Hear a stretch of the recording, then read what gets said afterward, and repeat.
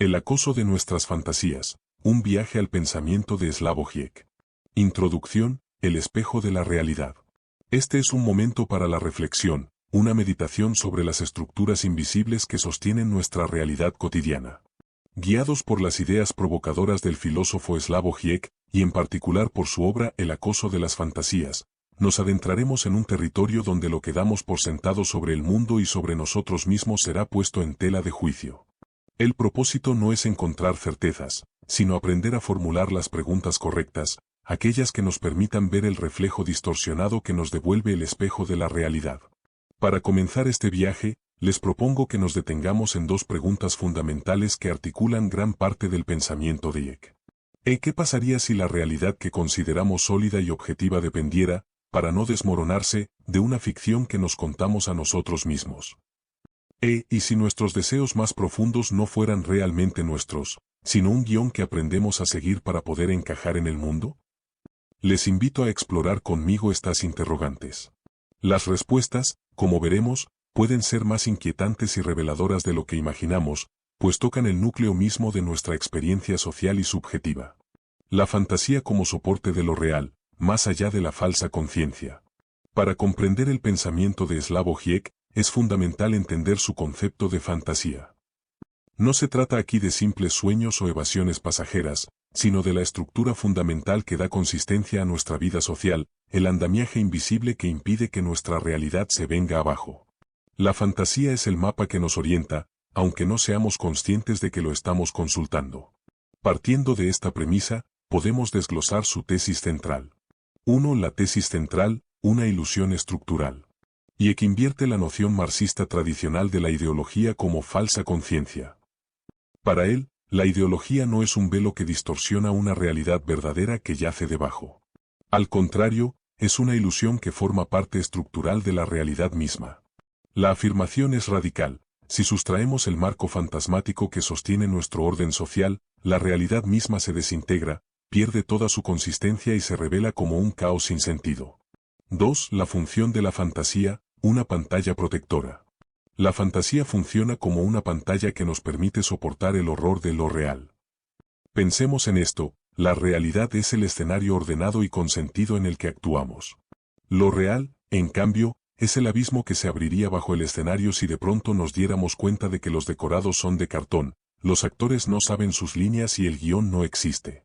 Lo real es el núcleo traumático, la contradicción insoportable y el vacío que subyacen en nuestro orden simbólico. La fantasía es la estructura que nos impide notar todo eso. 3. El método crítico invertido. Consecuentemente, Žižek propone una inversión del método crítico tradicional. En lugar de partir de las ideas abstractas, como la religión o el derecho, para llegar a su raíz material en la sociedad, debemos analizar las imágenes pseudoconcretas que nos bombardean constantemente en la cultura, es decir, las fantasías. Es a través del análisis de estas ficciones que podemos comprender los procesos abstractos, como el capitalismo, que verdaderamente estructuran nuestra experiencia vital. Esta estructura fantasmática no es un mero decorado teórico, es el motor que impulsa nuestras acciones más cínicas y cotidianas. Para verlo en funcionamiento, debemos descender al terreno de nuestras prácticas diarias, donde la ideología se manifiesta de la forma más sutil y poderosa. La ideología en la práctica, sabemos lo que hacemos, pero aún así, lo hacemos. En nuestra era posmoderna, la ideología ha mutado. Ya no opera como un simple engaño del que podríamos liberarnos a través del conocimiento. Se ha vuelto un mecanismo mucho más perverso, uno que funciona a pesar de, e incluso a través de, nuestra conciencia cínica. Nos hemos convertido en sujetos que se burlan del sistema, pero que, con sus acciones, lo refuerzan día a día. Si observan su propio comportamiento, se darán cuenta de que esta manifestación práctica de la ideología se articula de la siguiente manera. 1. La fórmula del cinismo.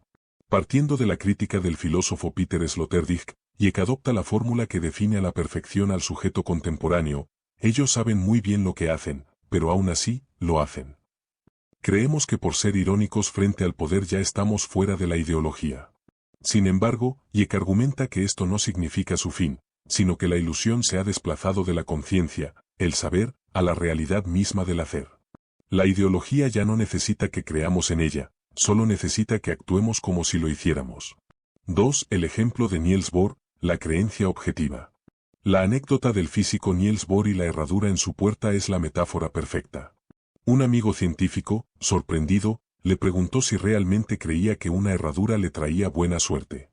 Bohr respondió, no creo en ella, pero la tengo ahí, porque me dijeron que funciona incluso si no crees en ella. Esta es la ideología hoy. Aunque subjetivamente no creamos en las virtudes del capitalismo, en nuestra vida cotidiana actuamos como si funcionara. Es esa acción material, ese ritual externo, lo que sostiene la creencia a un nivel objetivo y mantiene la estructura en pie. 3. Fetichismo en la práctica. En el capitalismo, somos fetichistas en la práctica, no en la teoría. Sabemos que el dinero es solo papel, pero en nuestros actos le otorgamos un poder casi mágico. Pensemos por un momento en el consumo ético. Este es el genio perverso del capitalismo tardío, nos vende no solo el producto, sino la absolución.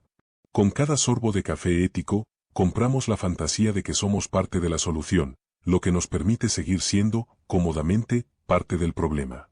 Este pequeño acto de redención personal perpetúa el mismo orden que pretendemos criticar. Si nuestras acciones están guiadas por esta fantasía que opera a pesar de nuestro saber, surge una pregunta inevitable. ¿De dónde provienen los deseos que nos impulsan a actuar de esta manera? El deseo escenificado, la fantasía que nos enseña a desear. Desde una perspectiva psicoanalítica, la fantasía no es un simple escenario donde proyectamos deseos preexistentes. Su función es mucho más profunda. Para Jung, el deseo humano no es algo natural o espontáneo. Es algo que se construye, se aprende y se escenifica a través de una matriz fantasmática que nos preexiste como sujetos. Aquí es donde la idea se vuelve personal. La compleja relación entre nuestra fantasía y nuestro deseo se articula así. 1. El esquematismo trascendental del deseo. Jung establece una poderosa analogía entre la fantasía y el esquematismo trascendental de Kant. Pensemos en el esquematismo de Kant como el software mental que nos permite organizar los datos caóticos de nuestros sentidos en objetos reconocibles, como una silla. Jung argumenta que la fantasía funciona de manera similar, pero para el deseo, es el software simbólico que organiza nuestras pulsiones caóticas en un deseo concreto y dirigido. Sin ese software, no sabríamos, literalmente, cómo desear. 2. La respuesta al «¿Che voy?» ¿Qué quiere el otro de mí? La fantasía emerge como una respuesta a la pregunta más angustiante que nos planteamos, ¿qué quiere el otro de mí? El otro representa el orden simbólico, la sociedad, la familia, la cultura. Nos preguntamos qué debemos ser o hacer para ser amados y reconocidos. La fantasía nos proporciona una respuesta, una imagen de nosotros mismos que nos hace sentir dignos del deseo del otro. 3. La ausencia de relación sexual. El psicoanálisis lacaniano postula que no hay relación sexual. Esto no significa que las relaciones no ocurran, sino que no existe una fórmula universal que garantice la armonía entre los sexos. Debido a esta ausencia, a esta falta de un guión universal, cada sujeto se ve forzado a inventar su propia fórmula privada o fantasía para estructurar sus vínculos.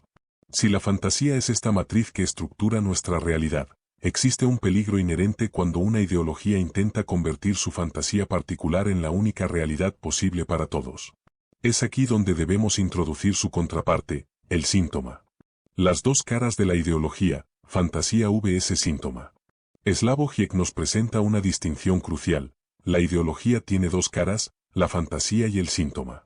Entender esta dualidad es clave para comprender el peligro político que subyace en todas las utopías que prometen una sociedad perfectamente armoniosa. La comparación es la siguiente. La fantasía como ocultamiento. La fantasía es la cara amable de la ideología. Su función es ocultar el antagonismo y la inconsistencia de la realidad social, ofreciendo una narrativa de armonía. La tranquilidad moral que compramos con un café ético es un ejemplo perfecto a microescala. Es la fantasía de un capitalismo sin contradicciones, que oculta la explotación sistémica que sigue operando. El síntoma como ruptura. El síntoma, por el contrario, es el retorno de lo real. Es el punto de quiebre, la fisura en el orden social que revela la contradicción que la fantasía intenta ocultar. Es aquello que no funciona en el sistema. El peligro de la realización de la fantasía. Aquí reside la advertencia política central de Žižek. El mayor peligro reside en el intento de realizar completamente la fantasía de una sociedad reconciliada y sin conflictos. Este proyecto totalitario necesita lógicamente la destrucción del síntoma, es decir, la eliminación violenta de la aniquilación del grupo social que encarna esa contradicción. El antisemitismo nazi es el ejemplo atroz. La fantasía de una comunidad alemana pura requería construir a el judío como el síntoma a eliminar. Cuando una ideología se embarca en la aniquilación de su síntoma, la violencia se vuelve una consecuencia necesaria e ilimitada. Este acoso de las fantasías que define nuestra estructura social adquiere una nueva y potente dimensión en nuestro contexto contemporáneo, marcado por la incesante digitalización de la experiencia. Síntesis y reflexión final. A lo largo de este viaje, hemos visto cómo la fantasía, lejos de ser un escape, es el andamiaje que sostiene la realidad, un andamiaje que se materializa en nuestros rituales cínicos que, a su vez, son impulsados por deseos que no son nuestros, sino guiones que la propia fantasía nos impone. Y hemos confrontado la aterradora conclusión de que el intento de hacer real esa fantasía, eliminando toda contradicción, es la fórmula exacta para la violencia totalitaria. Hoy, esta dinámica se amplifica hasta un grado sin precedentes. La incesante digitalización de nuestra experiencia, con sus realidades curadas, identidades virtuales y deseos moldeados por algoritmos, representa la máxima expresión del acoso de las fantasías. En el ciberespacio, la estructura que Hayek describe se vuelve el entorno mismo en el que vivimos, un espacio donde la pantalla fantasmática se vuelve más tangible que el mundo material. El propósito del pensamiento de Hayek no es ofrecernos soluciones fáciles. Su valor reside en entregarnos las herramientas críticas para reconocer las fantasías que nos gobiernan.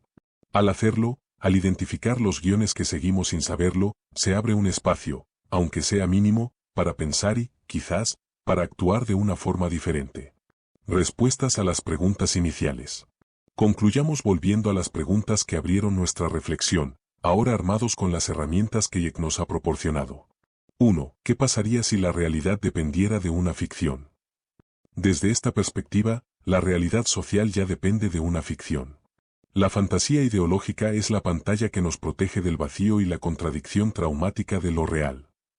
Sin este soporte fantasmático, nuestro mundo social, con sus normas y significados compartidos, se desintegraría, perdiendo toda su coherencia.